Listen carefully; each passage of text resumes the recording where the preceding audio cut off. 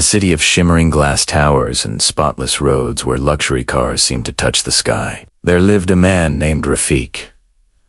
Rafiq wasn't born with a silver spoon in his mouth, but he clawed his way to the top, or so he thought. He made his fortune by owning factories that churned out everything from food to clothing, from shoes to toys. His wealth was a looming presence in the city, spoken of with a mixture of awe and apprehension. Everyone knew of Rafiq's razor-sharp mind and his even sharper business acumen. He was the kind of man who wouldn't hesitate to step on anyone to get ahead, even if that someone was family. But despite all his wealth and power, a hollowness echoed within him. He chased more money because he thought it would fill the void, but it never did. For Rafiq, profit wasn't just a means to an end. It was the end itself. Each morning, Rafiq's warehouses would overflow with sacks of grain, crates of fresh fruit and loaves of bread still warm from the oven. But instead of selling his goods at fair prices, he chose to hoard them, waiting for shortages to drive up the cost. To him, hunger wasn't a tragedy to be alleviated, but an opportunity to be exploited. When the crops failed due to a scorching summer sun and the nearby villages faced a terrible drought, Rafiq saw not human suffering, but a chance to fatten his bank account. He locked his storage doors tight, letting the food rot inside while families in the villages prayed for rain. He created artificial scarcity, driving up the prices until they were beyond the reach of the common folk.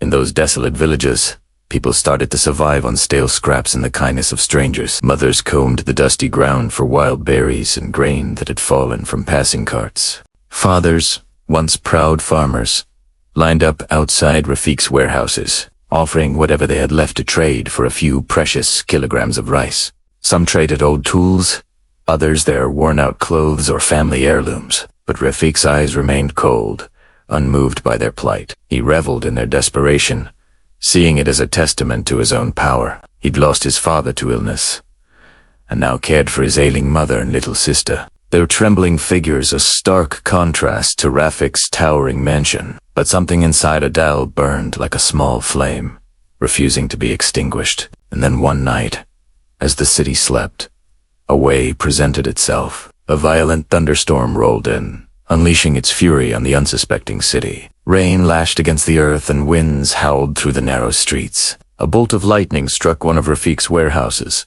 sending flames soaring high into the night sky. Soon, the fire spread, licking at the neighboring buildings and spilling out onto the streets. The villagers came running, drawn by the crackling of flames and the smell of burning wood. They found sacks of grain tumbling out of the broken doors, and mothers rushed to gather them, their hands shaking with a mix of fear and gratitude. Children clutched loaves of bread, their eyes wide with wonder as they realized they would not go hungry for the first time in months. Fathers carried heavy bags of rice and flour, tears streaming down their faces. They distributed what they could carry, sharing it with those who had less. The storm raged on, but inside the warehouse, the fire burned brighter, turning Rafiq's riches to ashes. And as dawn broke, revealing the extent of the damage, the villagers understood that the disaster had taken something away from them. It had stripped away Rafiq's carefully constructed facade, exposing the greedy man beneath. They looked at each other,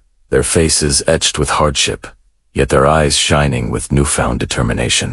They had endured the worst of times, and they knew they could face whatever came next. Together,